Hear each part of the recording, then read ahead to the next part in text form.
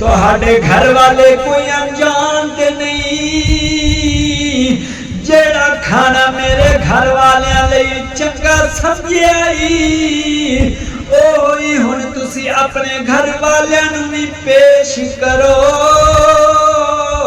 ताकि तुहानू एहसास हो जावे अपने ते गैर दे तराजू दे नाल नापना ठीक नहीं। रिश्ते मुहब्बत इज्जत ते बराबरी दे नाल जुड़दे होंदे ने जे उन्हां विच फर्क पाया जावे तां रिश्ते सिर्फ कागजी रह जांदे जेड़ा भी दिल नूं छू जाए ओही रिश्ता सच्चा ना मां प्यू वेखे ना खून सिर्फ एहसास अच्छा एक दिन शोहर ने रात दे खाने तो बाद हल्के फुल्के अंदाज विच अपनी बीवी नूं आखिया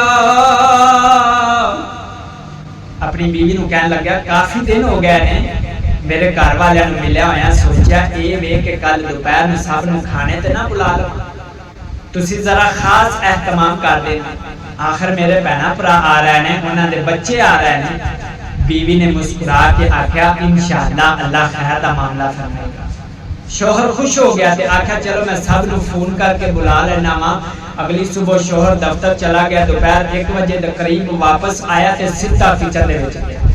किचन दे विच जाके जांदे अपनी बीवी दे कोलों पूछया खाना तैयार हो गया मेरे घर वाले लगभग अद्धे घंटे दे विच पहुंचण वाले ने। बीवी ने बड़े ठंडे लहजे दे विच आख्या नहीं कुछ खास नहीं बनाया तुहाडे घर वाले ने कोई मेहमान थोड़ी तुहाडे घर वाले आ रहे हैं कोई मेहमान थोड़ी आ रहे हैं जो कुछ भी घर दे विच मौजूद है काफी होएगा।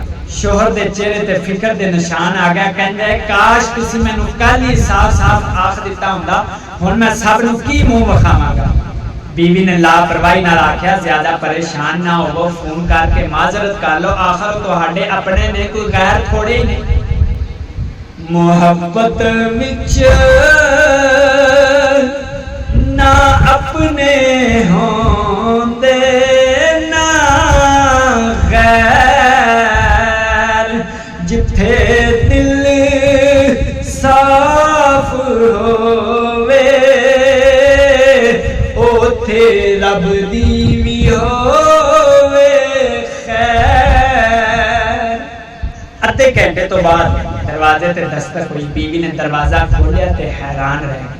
दरवाजे ते उनदे मां प्यो भैणा भरा भांजे भतीजे खड़े सन सब खुशी खुशी घर दे विच दाखिल हो गए। उनदे प्यो ने पूछा दमाद साहब किथे ने। बीवी थोड़ा हिचकिचांदी हुई आखदी ओ थोड़ी देर पहले ही बाहर गए ने। प्यो हैरान हो के आखदा पर उन्हें ते मैनू कल ही दोपहर दे खाने लई बुलाया सी फोन कीता सी। ए सुन के बीवी दे पैरां थल्ले जमीन निकल गई। ओ ते समझी बैठी सी के दावत शोहर दे घर वालियां दी है हुण जेड़ा हल्का फुल्का खाना पकिया सी ओ अपने मां प्यो दे अगे रखण जोगा भी नहीं सी। हुण बीवी ने जल्दी दे नाल शोहर नूं फोन कीता। फोन कर दिए तुसी मैनू दस्सिया क्यों नहीं कि मेरे घर वाले आ रहे ने। मैं ते समझी तुहाडे घर वाले दी गल हो रही है। शोहर हंस के आखदा तुहाडे होण या मेरे फर्क की बीवी रोंदी हुई आखदी खुदारा किसे होटल तो कुछ ले आवो इत्थे ते कुछ भी तैयार नहीं। शोहर ने जेड़ा आखिरी जुमला आखिया बीवी नू चुप करा गया। यही तो मैं चाहता सी कि तुहानू ओही सबक देवां जो तुसी मैनू देन दी कोशिश कीती। तुहाडे घर वाले कोई अनजान ते नहीं, जेड़ा खाना मेरे घर वालियां लई चंगा समझिया ओही हुण तुसी अपने घर वालियां नू भी पेश करो